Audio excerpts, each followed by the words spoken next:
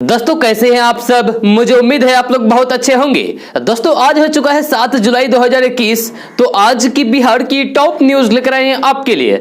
दोस्तों video start करने से पहले आपसे एक रिक्वेस्ट है, अगर आप नए आए इस चैनल पर तो फिर इस चैनल को सब्सक्राइब करके बेल आइकन को भी प्रेस कर दीजिए और साथ में वीडियो को लाइक कर दीजिए, अपने दोस्तों के साथ शेयर भी कीजिए। तो चलो दोस्तों स्टार्ट करते हैं आज की पूरे बिहार की टॉप न्यूज। दोस्तों आज सबसे पहले बात करते हैं कि तेजस्वी यादव के नेतृत्व में आरजेडी अपने पुराने नेता लालू प्रसाद यादव के दौरान वाली छवि से बाहर निकलने की कोशिश लगातार कर रहा है। इस कवायद में आरजेडी के सामने दुविधा भी है, जहां पिछले विधानसभा चुनाव में आरजेडी ने लालू प्रसाद यादव की तस्वीरों तक से पीछा छुड़ा लिया था। जहां अब लालू यादव तो पोस्टरों में वापस लौट गए हैं, लेकिन तेजस्वी यादव ने उस दौर की गलतियों से फिर से अपनी माफी मांगी है। जहां बिहार विधानसभा चुनाव में नेता प्रतिपक्ष तेजस्वी यादव ने माया समीकरण यानी कि मुस्लिम यादव समीकरण से पीछा छुड़ाकर राजद को फिर से A to Z की पार्टी करार दिया और पहले की गलतियों के लिए माफी मांगी। तेजस्वी यादव पटना में स्थित कार्यालय में आरजेडी के रजत जयंती समारोह को संबोधित कर रहे थे। इस दौरान तेजस्वी यादव ने कहा कि हम में कोई कमी रह गई है तो माफी मांगते हैं, क्योंकि व्यक्ति वही अच्छा होता है जो अपनी गलती को महसूस करे और फिर माफी मांगकर आगे बढ़े। यही कारण है कि विधानसभा चुनाव में लालू जी के विचारों के साथ सामाजिक न्याय, धर्मनिरपेक्षता तथा A to Z को जोड़कर हम आगे बढ़े। जिन लोगों ने भरोसा किया और राजद को नंबर 1 पार्टी बनाया। दोस्तों साल 2021 में मानसून की शुरुआत में अत्यधिक यानी कि बहुत ज्यादा बारिश होने की वजह से उत्तर बिहार के कई जिलों में इस बार समय से पहले ही बाढ़ आ गई है। जी हां, बिहार का पूर्वी और पश्चिमी चंपारण जिला हर साल की तरह इस साल भी बाढ़ की विभीषिका झेल रहा है। जी हां, बाढ़ ने लोगों की परेशानी बढ़ा दी है। कटाव की वजह से लोगों को कई तरह की दिक्कतों का सामना करना पड़ रहा है। जी हां, वही पानी की तेज धार की वजह से आवागमन करने वाले लोगों पर खतरा बना हुआ है। जी हां, लोग जैसे तैसे जीने को विवश हैं। ऐसे में पूर्वी और पश्चिमी चंपारण जिले में बाढ़ से उत्पन्न स्थिति का जायजा लेने के लिए मुख्यमंत्री नीतीश कुमार ने कल यानी कि मंगलवार को क्षेत्र का हवाई सर्वेक्षण किया। इस दौरान बिहार के जल संसाधन मंत्री संजय झा भी उनके साथ मौजूद थे। आपको बता दें कि इन दोनों जिलों के अलावा बिहार का गोपालगंज, पूर्णिया, अररिया, सारण, किशनगंज और मुजफ्फरपुर जिला भी बाढ़ प्रभावित हैं। दोस्तों पेट्रोल के बाद अब बिहार में डीजल की कीमतें 100 रुपए के दहलीज को पार करने वाली है। जी हां, आज किशनगंज में डीजल की कीमत 96 रुपए 61 पैसे प्रति लीटर तक पहुंच गई है। वहीं पटना में 95 रुपए के नजदीक डीजल हो गया है। जी हां, बीते एक साल में डीजल की कीमत में 16 रुपए से ज्यादा की बढ़ोतरी हो चुकी है। 1 अगस्त 2020 को पटना में डीजल की कीमत 78 रुपए 72 पैसे प्रति लीटर थी, जो 5 जुलाई 2021 को बढ़कर 94 रुपए 82 पैसे हो गई है। जी हां, लगातार बढ़ती कीमतों के कारण महंगाई बढ़ रही है। सोमवार को पटना में पेट्रोल की कीमत 102 रुपए प्रति लीटर के स्तर पर पहुंच गई है। अगर किशनगंज की बात करें तो किशनगंज में पेट्रोल अभी 106 रुपए प्रति लीटर के हिसाब से बिक रहा है। जानकारों का मानना है कि बढ़ते डीजल और पेट्रोल की कीमतों से आने वाले दिनों में महंगाई में बढ़ोतरी की आशंका और भी है। दोस्तों बीजेपी के राज्यसभा सांसद विवेक ठाकुर ने बिहार के मंदिरों में दर्शन और पूजन में लगे प्रतिबंध को हटाने के लिए सीएम नीतीश कुमार को पत्र लिखकर आग्रह किया है। साथ ही उन्होंने इस सिलसिले में राज्य के चीफ सेक्रेटरी त्रिपुरारी शरण से फोन पर बातचीत भी की है। यह सांसद विवेक ठाकुर ने पत्र में लिखा है कि हाल ही में कोरोना टीकाकरण जागरूकता अभियान के तहत विभिन्न जिलों का भ्रमण करने के दौरान लोगों में आशंका का भाव देखने को मिला। दोस्तों मुख्यमंत्री नीतीश कुमार का जनता दरबार 12 जुलाई से शुरू होगा। यह सप्ताह में हर सोमवार को मुख्यमंत्री जनता से रूबरू होंगे। इसमें कोविड प्रोटोकॉल का पालन करना होगा। आपको बता दूं कि पिछले सप्ताह 4 केजी मुख्यमंत्री सचिवालय में बन रहे जनता दरबार के शेड का मुआयना करने के लिए सीएम नीतीश कुमार खुद गए थे। यह तब से ही कयास लगाए जा रहे थे और कहा जा रहा है कि जल्द ही जनता दरबार की शुरुआत हो सकती है। यह सूत्रों के हवाले से यह खबर सामने आई है कि सीएम नीतीश कुमार 12 जुलाई से जनता की समस्या सुनने के लिए वहां पर बैठेंगे। दोस्तों केंद्रीय कैबिनेट में शामिल होने की अटकलों के बीच जेडीयू के अध्यक्ष आरसीपी सिंह दिल्ली रवाना हो गए हैं। जी हां, आरसीपी सिंह कल सुबह पटना से दिल्ली के लिए रवाना हुए।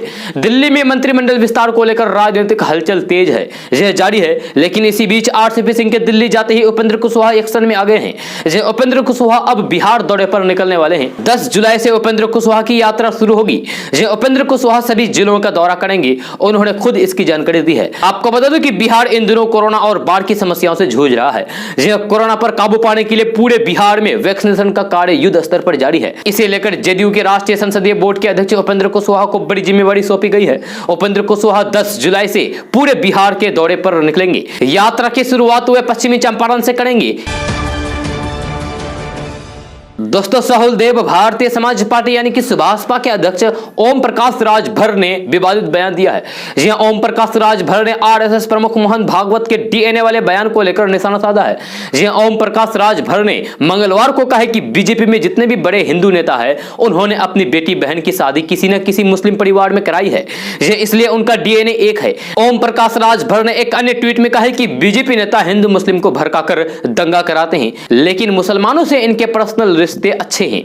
जी, ओम प्रकाश राजभर की एक टिप्पणी भागवत के उस बयान के बाद आई है जिसमें उन्होंने कहा था कि भारत में सभी धर्मों के लोगों का डीएनए एक ही है। आपको बता दें कि मोहन भागवत ने गाजियाबाद में मुस्लिम राष्ट्रीय मंच द्वारा आयोजित कार्यक्रम में रविवार को कहा था कि सभी भारतीयों का डीएनए एक है, चाहे वह किसी भी धर्म का हो। जी, उन्होंने कहा है कि हिंदू मुस्लिम एकता भ्रामक है क्योंकि वे अलग अलग नहीं है बल्कि एक ही है। यह पूजा करने के तरीके के आधार पर लोगों में भेदभाव नहीं किया जा सकता। आरएसएस प्रमुख मोहन भागवत ने इस कार्यक्रम में यह भी कहा था कि हम लोकतांत्रिक देश में रहते हैं, यहां हिंदू या फिर मुसलमानों का प्रभुत्व नहीं हो सकता, केवल भारतीयों का प्रभुत्व हो सकता है। अगर कोई हिंदू यह कहता है कि मुसलमानों का यहां नहीं रहना चाहिए तो वह सख्त हिंदू नहीं है। जी हां, उस कार्यक्रम में मोहन भागवत ने कहा था कि सभी भारतीयों का डीएनए एक जैसा है। जो लोग मुसलमानों को देश छोड़कर जाने के लिए कह रहे हैं वे खुद हिंदू हो ही नहीं सकते। जी हां, मोहन भागवत ने यह भी कहा था कि गाय एक पवित्र जानवर है, लेकिन जो लोग लिंचिंग कर रहे हैं वे हिंदुत्व के खिलाफ जा रहे हैं। कानून को बिना किसी पक्षपात के उनके खिलाफ अपना काम करना चाहिए। दोस्तों, कोसी सीमांचल और पूर्वी बिहार की नदियों के जलस्तर में लगातार वृद्धि जारी है। जी, हालांकि सीमांचल के अररिया जिले में 2 दर्जन से अधिक गांवों में बाढ़ जैसे हालात बन गए हैं। कल शाम 4 बजे बराज पर पानी का डिस्चार्ज 1,08,000 क्यूसेक दर्ज किया गया। यह कोसी क्षेत्र में अन्य नदियों का जलस्तर भी सामान्य बना हुआ है। अररिया के जोकीहाट प्रखंड से होकर बहने वाली बकरा और प्रमाण नदी का पानी करीब करीब 2 दर्जन गाँव में घुसने से बाढ़ की स्थिति बन गई है। फॉरबिसगंज में मजुआ अमहरा मुख्य सड़क पर तेज बहाव से आवागमन ठप है। नरपतगंज के 1 दर्जन से ज्यादा पंचायतों में बाढ़ का पानी घुस जाने से लोगों में अफरा तफरी का माहौल है। जोगबनी में युवा पथ पर 2 फीट पानी बह रहा है। यह कुर्सा काटा में दर्जनों परिवार के दरवाजे और आंगन में पानी लग गया है। यह वही कटिहार और पूर्णिया में महानंदा खतरे के निशान से ऊपर बह रही है, लेकिन दोपहर 12 बजे से जलस्तर घटने लगा है, जबकि कोसी, गंगा और बरंडी नदी के जलस्तर में लगातार वृद्धि जारी है। दोस्तों, बिहार के पूर्णिया जिला से एक अजीबोगरीब मामला सामने आया है, जहां पत्नी द्वारा मछली नहीं बनाने पर नशे में धूत युवक ने ट्रांसफार्मर पर चढ़कर कई घंटों तक बवाल काटा। जिन लोगों को जब इस बात की जानकारी लगी तो घटनास्थल पर काफी भीड़ इकट्ठा हो गई। यह मामला पूर्णिया जिले के रुपोली थाना क्षेत्र के बरौली बाजार का है, जहां पत्नी ने खाने में मछली नहीं बनाई थी तो संतोष राय नाम के एक शख्स ने शराब के नशे में जान देने के लिए ट्रांसफार्मर पर चढ़कर काफी देर तक हाई वोल्टेज ड्रामा किया। जिन लोगों ने किसी तरीके से समझा बुझाकर उसे और फिर घर भेज दिया गया। स्थानीय लोगों ने बताया है कि उसकी किस्मत अच्छी थी कि उस समय बिजली कटी हुई थी, नहीं तो उसकी जान भी जा सकती थी। इसके बाद वह सुबह फिर से ट्रांसफार्मर पर चढ़ गया। यह मामले की जानकारी पुलिस को दी गई, जिसके बाद पुलिस ने घटनास्थल पर पहुंचकर उसे गिरफ्तार करके जेल भेज दिया गया। दोस्तों, सोमवार के दिन बिहार के लिए हादसों का दिन साबित हुआ। जी हां, अलग अलग घटनाओं में बिहार के अंदर कुल 25 लोगों की जान चली गई। इनमें 18 लोगों की जान डूबने की वजह से गई है, जबकि 7 लोगों की जान वज्रपात की वजह से गई है। बिहार में लगातार हो रही बारिश की वजह से नदियां उफान पर हैं और इसी वजह से डूबने वाले लोगों की संख्या भी बढ़ी है, जबकि बारिश के साथ हो रही वज्रपात के कारण भी कई लोगों की जान चली गई है। डूबने की वजह से सीवान, गोपालगंज, रोहतास, नालंदा, भागलपुर, पूर्णिया, पश्चिमी चंपारण, कटिहार जिलों में कई लोगों की जान चली गई है, जबकि वज्रपात के कारण सारण, पूर्णिया, रोहतास, कटिहार और सीवान जिले में वज्रपात से लोगों की जान चली गई है। सोमवार को सीवान में 3 जबकि गोपालगंज में 1 व्यक्ति की डूबने से जान चली गई है। रोहतास में जलप्रपात मंझार कुंड में डूबकर 2 युवकों की जान चली गई, जबकि नालंदा के नूरसराय में पानी भरे पाइन में 1 महिला की डूबने से जान चली गई। यह भागलपुर के नारायणपुर में स्थित निरुद्दीन गांव में डूबने की वजह से 3 बच्चियों की जान चली गई। मरंगा नदी में नाव पलटने की वजह से यह हादसा हुआ है। उधर पूर्णिया और कटिहार जिले में एक व्यक्ति की जान डूबने से चली गई है। बेतिया के रुल्ही और सरिसुआ में डूबने से 2 युवकों की जान चली गई है, जबकि नरकटियागंज के धूमनगर में 1 युवक की डूबने से जान चली गई। मधुबनी के बिस्फी में बाढ़ के पानी में एक ही परिवार के 3 लोग डूब गए। जी हां, बिहार में वज्रपात की वजह से कुल 7 लोगों की जान चली गई। दोस्तों, कोरोना महामारी ने पूरी दुनिया में कितनी भयंकर तबाही मचाई है उससे हम सभी से अच्छे से वाकिफ हैं। यह भारत में तो कोरोना की दूसरी लहर ने जमकर कहर बरपाया है। ऐसे में लोगों की जिंदगी पटरी से उतर गई है। यहाँ कई लोग कर्ज के बोझ तले दब गए हैं। लॉकडाउन से जुड़ी कई कहानियां भी सामने आई है जिनके बारे में सुनकर ही लोगों की आंखें नम हो गई है। तमिलनाडु के एक किसान की कहानी बता रही है कि लॉकडाउन की मार से उनका गुजर बसर करना कितना मुश्किल हो गया है। इसलिए अब यह कहानी देश भर में चर्चा का विषय बनी हुई है। यह थिरुथानी नागराज एक किसान है जो अपना पुश्तैनी खेत संभालते हैं। यूं तो वे अपने खेत में धान की खेती करते थे, लेकिन काफी नुकसान उठाने के बाद उन्होंने फूलों की फसल उगाने का निर्णय किया, जिनका इस्तेमाल माला बनाने, मंदिर, पूजा स्थलों और फिर शादी समारोह आदि में किया जाता है। नागराज ने कर्ज लेकर फूलों की फसल के लिए खेत को तैयार किया और कई महीनों की कड़ी मेहनत के बाद जब फसल तैयार हुई तो सरकार ने जनता पर लॉकडाउन थोप दिया, जिसके कारण उन्हें भारी नुकसान उठाना पड़ा। एक जानकारी के मुताबिक लगभग साल भर नागराज ने ऐसे ही विपरीत हालातों से जूझते रहे, मगर उनके हालात नहीं सुधरे। इस दौरान जो बचत थी वह भी पूरी तरीके से खत्म हो गई, लेकिन इसके बावजूद भी उन्होंने फिर से सम्मांग की फसल उगाने का फैसला किया। यह पैसे की किल्लत की वजह से नागराज ने बेटे को स्कूल में फ्री में मिली यानी कि मुफ्त में मिली साइकिल को हल बना दिया, जिसकी मदद से वे अपने बेटे और भाई के साथ मिलकर खेत की जुताई करते हैं। बेटे को मिली साइकिल को नागराज ने हल बना लिया और उसी से खेत जुताई करने लगा। जैसे कि आप तस्वीर में देख रहे हैं, यह सोशल मीडिया पर वायरल हो रही इस तस्वीर में देखा जा सकता है कि बेटा साइकिल को धक्का दे रहा है और पिता उसे बैल की तरह खींच रहे हैं। नागराज का बेटा धनाचेजियान 11 साल का है, जो काम में पिता का हाथ बांटने के साथ साथ ऑनलाइन पढ़ाई भी करता है। आपको बता दें कि ना जाने कितने किसान लॉकडाउन की मार झेल रहे हैं। ऊपर से सरकार की अनदेखी की वजह से ऐसे लोगों की जिंदगी और बदतर हो गई है। इसके बावजूद भी सरकार बेसुध है, जबकि लोग 2 वक्त के खाने के लिए भी तरस रहे हैं। दोस्तों, कोरोना का कहर कब तक चलेगा कहना मुश्किल है। यह पोस्ट कोविड डिजीज की चपेट में लोग लगातार आ रहे हैं। अब बीडीओ साहब पोस्ट कोविड डिजीज की वजह से जिंदगी की जंग हार गए। जी हां, हाल ही में भागलपुर जिले के सुल्तानगंज बीडीओ नवल किशोर ठाकुर ने कोरोना को हराकर ठीक हुए थे, लेकिन बीते देर रात अचानक उनकी तबीयत बिगड़ गई और स्थानीय अस्पताल में अंतिम सांस ली। उनके निधन से घर में कोहराम मच गया है। 3 साल की बेटी तो समझ भी नहीं पा रही है कि अब उनके पापा नहीं रहे। जानकारी के अनुसार भागलपुर जिले के सुल्तानगंज में पोस्टेड वीडियो नवल किशोर ठाकुर को हाल ही में कोरोना हुआ था, लेकिन उन्होंने कोरोना को हरा दिया था। इसके बाद से वे कमजोरी महसूस कर रहे थे, सांस की भी प्रॉब्लम आ रही थी। इसके बाद भी वे ड्यूटी के मामले में काफी पंक्चुअल थे, यानी कि एक्टिव थे। सोमवार को वे अपने कार्यालय गए थे। रोज की तरह उन्होंने काम भी संभाला था। जहां परिजनों के अनुसार वीडियो नवल किशोर ठाकुर की देर रात तबीयत कुछ ज्यादा ही बिगड़ गई, सांस लेने में प्रॉब्लम होने लगी। जहां घर के लोगों ने उन्हें तुरंत ऑक्सीजन लगाई और फिर बेहतर इलाज के लिए अस्पताल ले गए। रेफरल अस्पताल पहुंचते ही डॉक्टर ने उन्हें मृत घोषित कर दिया। दोस्तों, इस्लाम को मानने वालों में ईद का त्यौहार बहुत खास है। यह साल में 2 बार ईद मनाई जाती है। पहली ईद को ईद उल फित्र या फिर बड़ी ईद कहा जाता है, जबकि दूसरी ईद को बकरीद या फिर बकरा ईद या फिर ईद उल जुहा कहा जाता है। यह बकरीद के त्यौहार को इस्लाम में कुर्बानी और त्याग के त्यौहार के तौर पर जाना जाता है। इस दिन हजरत इब्राहिम अल्लाह के कहने पर अपने बेटे की भी कुर्बानी देने को तैयार हो गए थे। उस दिन से दुनिया भर के मुसलमान बकरीद के दिन अपने पाले हुए जानवर की कुर्बानी देते हैं। तो आइए जानते हैं कि इस साल बकरीद कब पड़ रही है और क्या है इस दिन की रीति रिवाज। तो इस्लाम का हिजरी चांद पर आधारित है, इसीलिए किसी भी तारीख का ऐलान चांद के हिसाब से ही होता है। इस साल बकरीद 20 या 21 जुलाई यानी कि मंगलवार या फिर बुधवार के दिन पड़ेगी। यह संभावित तारीख है, क्योंकि सही तारीख का ऐलान ईद उल जुहा का चांद देखने के बाद ही किया जाएगा। जब बकरीद दुनिया भर में इस्लाम धर्म को मानने वाले लोग मनाते हैं। बकरीद में लोग सुबह नमाज अदा करते हैं। बकरीद को कुर्बानी का त्यौहार भी कहा जाता है। इस दिन इस्लाम को मानने वाले अपने प्यारे जानवर की कुर्बानी करते हैं और कुर्बानी के गोश्त को रिश्तेदारों और फिर जरूरतमंदों में बांटा जाता है। इस दिन लोग बकरे के अलावा ऊंट या फिर भेड़ की भी कुर्बानी देते हैं, लेकिन बीमार, अपाहिज या कमजोर जानवर की कुर्बानी नहीं देते। माना जाता है कि बकरीद पर उस जानवर की कुर्बानी देनी चाहिए जिसे आपने अपने बच्चे की तरह पाला हो। दोस्तों, आपको एक बड़ी खबर बता दूं कि बिहार के पटना, गया, नालंदा, किशनगंज, अररिया, पूर्णिया, सुपौल, मधेपुरा, बलिया सहित बिहार के सभी जिलों में ऑनलाइन के द्वारा FIR किया जाएगा। इसके लिए सभी थानों को ऑनलाइन किया जा रहा है। खबर के अनुसार बिहार के थाना को पेपरलेस करने के लिए ऑनलाइन आवेदन, प्राथमिकता दर्ज करने, केस डायरी, स्टेशन डायरी अद्यतन करने के लिए थाना स्तर के पदाधिकारियों को प्रशिक्षण दिया जा रहा है। यह बहुत जल्द इसकी प्रक्रिया को पूरा कर लिया जाएगा। आपको बता दें कि अपराध गोष्ठी के दौरान सभी थाना स्तर के पदाधिकारियों को को CCTNS का प्रशिक्षण भी दिया गया है। वही थाने में इसके लिए सभी तरह की सुविधाएं भी उपलब्ध कराई जा रही है। जहां बहुत जल्द बिहार वासी ऑनलाइन के द्वारा शिकायत कर सकेंगे।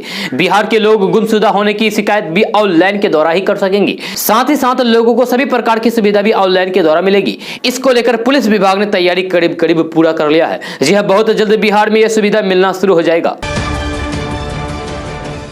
दोस्तों, बिहार में जून के महीने में मानसून के प्रवेश के बाद से ही लगातार कई जिलों में मूसलाधार बारिश होने का सिलसिला जारी है। हालांकि बीते 2 दिनों से राजधानी पटना समेत कई इलाकों में गर्मी भी महसूस की जा रही है। लेकिन मौसम विभाग के ताजा अपडेट के अनुसार 9 जुलाई के बाद से ही बिहार में मानसून के और ज्यादा सक्रिय होने की संभावना है। बंगाल की खाड़ी में सक्रिय निम्न हवा के दबाव और फिर नमी का सिस्टम कमजोर हो गया है। इसके साथ ही बंगाल की खाड़ी से होते हुए बिहार झारखंड तक कोई साइक्लोन सर्किल का क्षेत्र सक्रिय नहीं है।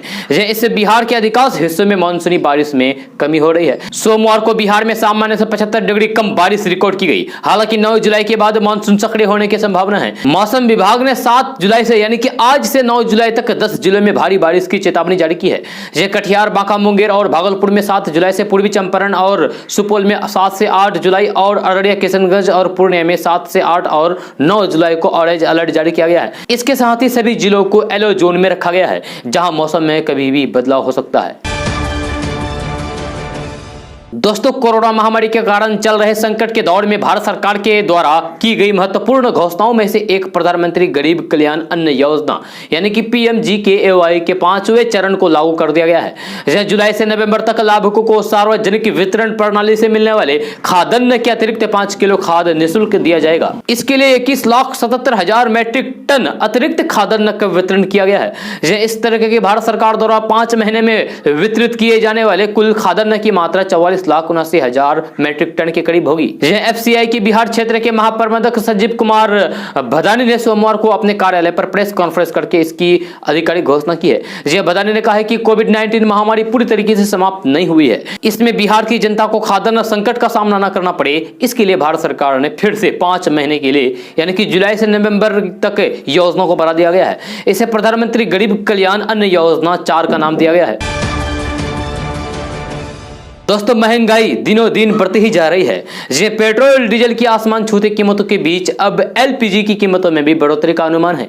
आम लोगों का जीना मुहाल होता जा रहा है। साबुन तेल, शैम्पू, खाने के तेल, रिफाइंड तेल, दूध, मसाले, आटा, चावल जैसी रोजमर्रा की जरूरत की चीजों के दाम में भी आग लगी हुई है। पिछले 3 महीने में दैनिक उपयोग की तमाम वस्तुओं के दाम 40% तक बढ़ गए हैं। किसी सामग्रियों में तो ये बढ़ोतरी इतनी अधिक हो गई है कि खपत भी मुश्किल है। यही नहीं, घरेलू इस्तेमाल में आम इस्तेमाल में आने वाले किताब, कॉपी, डिपार्टमेंटल वस्तु, हार्डवेयर, बिजली, सीमेंट जैसी आइटमों की कीमतों में भी आसमान छू रही है। आम नागरिक के साथ साथ छोटे कारोबारियों, बिजनेसमैन के लिए भी अपना काम धंधा चलाना बेहद मुश्किल हो गया है। जून माह में जारी आंकड़ों के मुताबिक विभिन्न कंपनियों के साबुन, शैम्पू, डिटर्जेंट, खाने का तेल, चाय पत्ती, केचप, जैम, नूडल्स आदि के दाम काफी बढ़ गए हैं।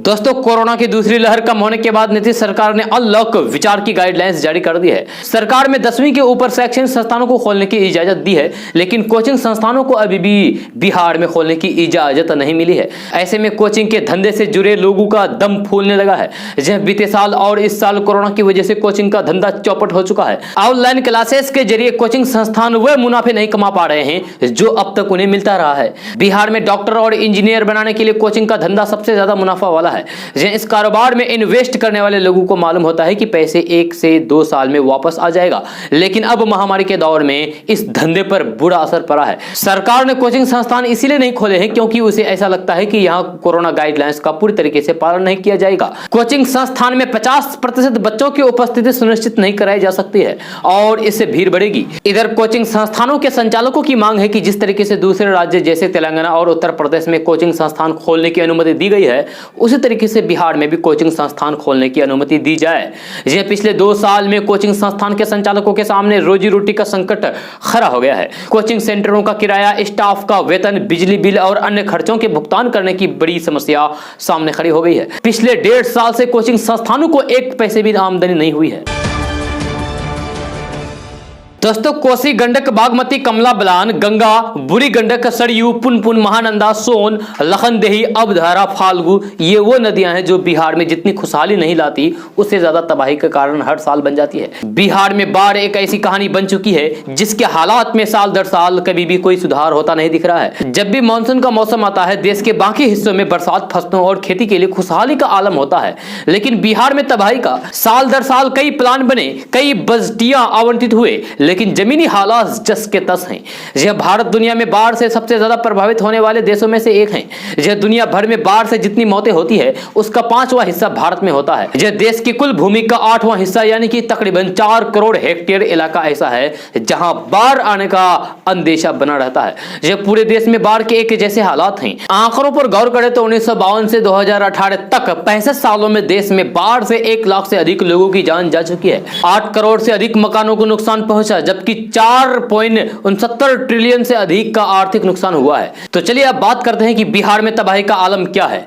तो वैसे तो असम, बंगाल, उड़ीसा, आंध्र प्रदेश, महाराष्ट्र, गुजरात, मध्य प्रदेश समेत कई राज्य बाढ़ की तबाही हर साल झेलते हैं, लेकिन बिहार में हालात सबसे ज्यादा गंभीर है। यह बिहार के करीब 74% इलाके और 76% आबादी बाढ़ की जद में हमेशा रहती है। खासकर उत्तरी बिहार में रहने वाले इलाके बाढ़ के खतरे के लिहाज से ज्यादा संवेदनशील माने जाते हैं और इसका कारण है नेपाल से आने वाली नदियां जिनकी उत्पत्ति हिमालय की वादियों में होती है और ढलान के कारण पानी हर साल तेज रफ्तार में बिहार की ओर आ जाता है। तमाम उपायों के बाद भी इसे रोका नहीं जा सका है। यह राज्य के 38 में से 28 जिले हर साल बाढ़ की विभीषिका को झेलते हैं। इस साल अभी मानसून पूरी तरीके से आया भी नहीं है और बिहार की सभी नदियां फिर से उफान पर हैं।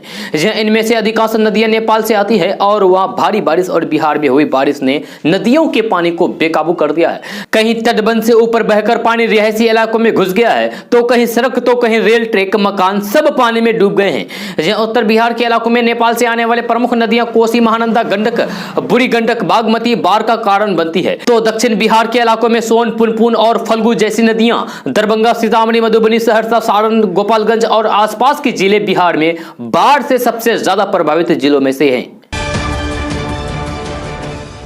दोस्तों इस वक्त बड़ी खबर बिहार के मुंगेर से सामने आ रही है, जहां सोमवार शाम को धरहरा प्रखंड के कोटवा गांव में पूजा का प्रसाद खाने से आधे से ज्यादा ग्रामीण बीमार पड़ गए हैं। इन सभी लोगों ने गांव में एक व्यक्ति के घर हो रही पूजा का प्रसाद खाया था, जिसके बाद से सभी को पेट दर्द और उल्टी की शिकायत होने लगी और कुछ लोगों की हालात ज्यादा बिगड़ गई। तत्काल ही मेडिकल टीम को जानकारी दी गई और टीम गाँव पहुंची और लोगों का इलाज शुरू किया गया। दरअसल धरहरा प्रखंड के अति नक्सल प्रभावित इलाका बंगलवा पंचायत के कोटवा गांव में सोमवार को महेश कौड़ा के घर पर पूजा का कार्यक्रम था।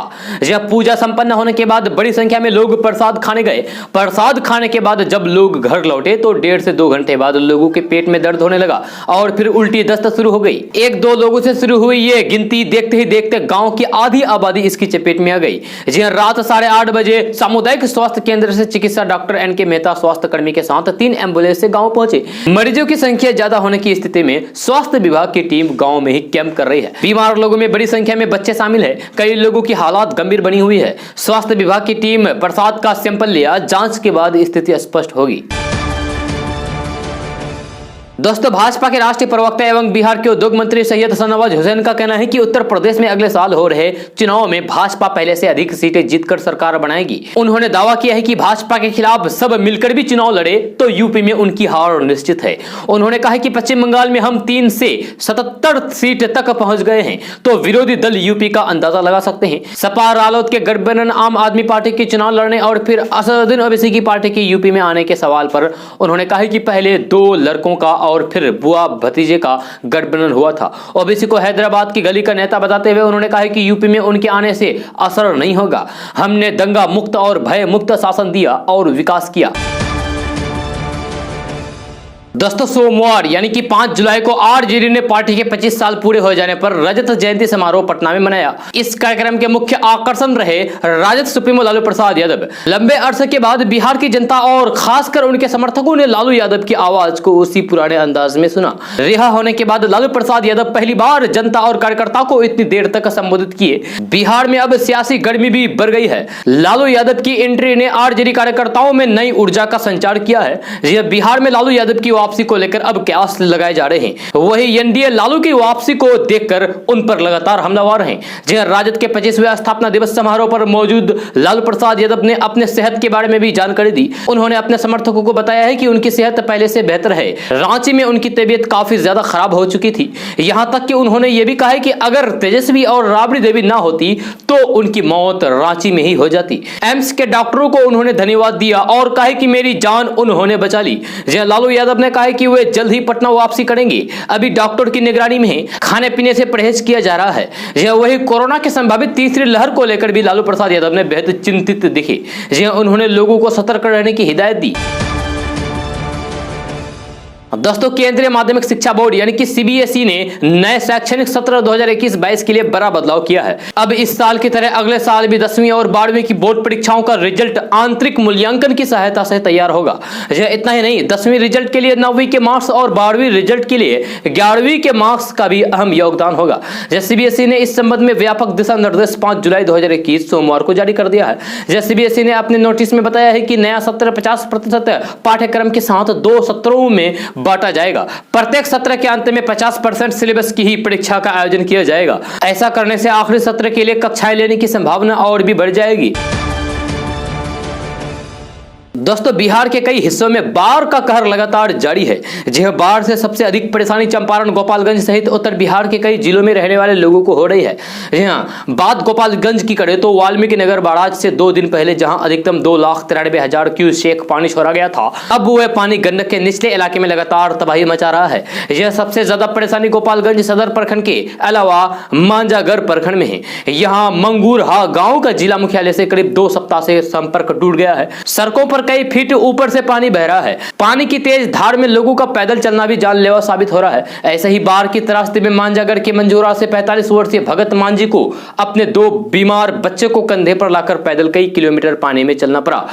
भगत मांझी अपने 2 बीमार बच्चों को कंधे पर लादकर पानी के तेज धार में चलते रहे। उनको मंगरूहा गांव से भैंसी गांव तक 8 किलोमीटर का सफर कई घंटों में पैदल चलकर पूरा करना पड़ा, वो भी पानी में।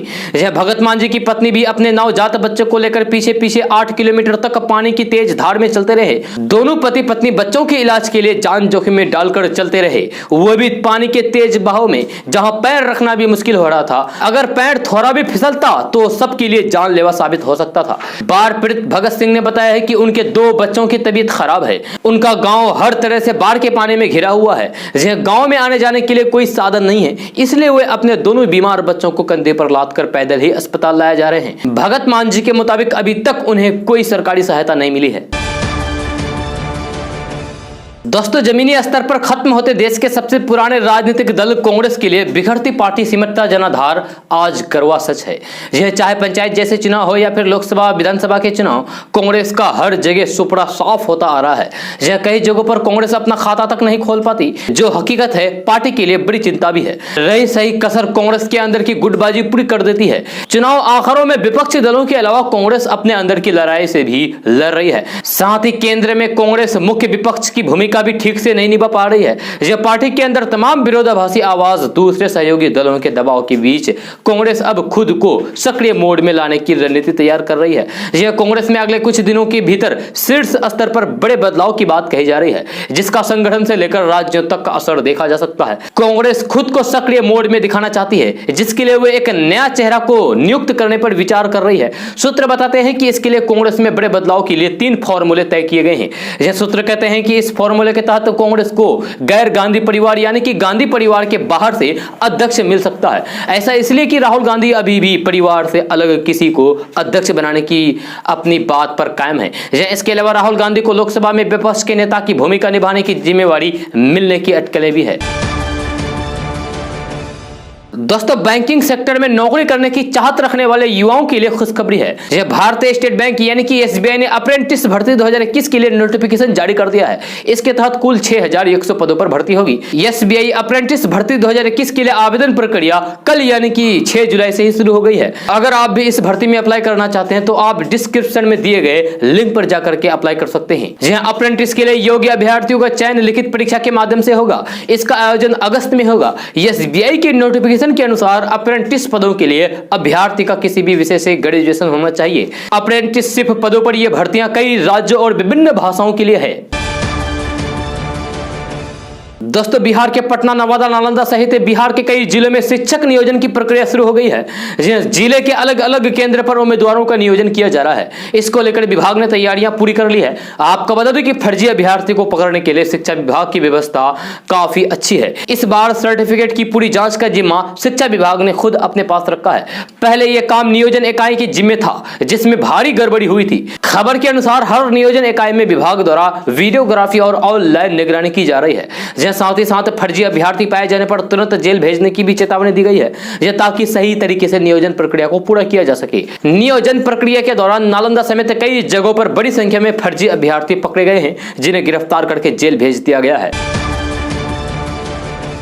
दोस्तों बिहार में आशीर्वाद यात्रा की शुरुआत कर चुके एलजेपी अध्यक्ष चिराग पासवान ने आज अपने चाचा पशुपति पारस के ऊपर जोरदार हमला बोला है। जी हां, चाचा पशुपति पारस के ऊपर अब तक का सबसे बड़ा हमला बोलते हुए चिराग पासवान ने कहा है कि मंत्री बनने के लालच में चाचा ने परिवार को भुला दिया। चिराग पासवान ने कहा है कि नीतीश कुमार ने पार्टी के संस्थापक रामविलास पासवान को अपमानित करने का काम किया है, लेकिन चाचा आज उन्हीं की गोद में जाकर बैठे हुए हैं। लोजपा के राष्ट्रीय अध्यक्ष चिराग पासवान ने कहा कि मंत्री पद इतना बड़ा नहीं हो सकता है कि उसके लिए पार्टी और परिवार को छोड़ दिया जाए। चिराग पासवान ने कहा कि मुझे अगर ऐसे शर्तों पर मंत्री बनना होता तो मैं कभी मंत्री बनना कबूल नहीं करता। चाचा ने मेरे पिता रामविलास पासवान के विचारों को पांव तले कुचल करके एक अलग गुट बनाने का काम किया है। पार्टी ने इन सभी को निष्कासित कर दिया है। चिराग पासवान ने कहा कि उनके विरोधी हर दलित को आगे बढ़ाने से रोकना चाहते हैं। कल उन्होंने बाबा साहेब भीमराव अंबेडकर की मूर्ति पर माल्यार्पण करने से रोक दिया। चिराग पासवान ने कहा कि वे धारा के विपरीत नाव चला रहे हैं। उनके पापा ने उन्हें यही सिखाया है। एनडीए के साथ मीडिया में झूठ बोलते रहे हैं कि उन्हें बिहार विधानसभा चुनाव में 15 सीटें दी जा रही थी।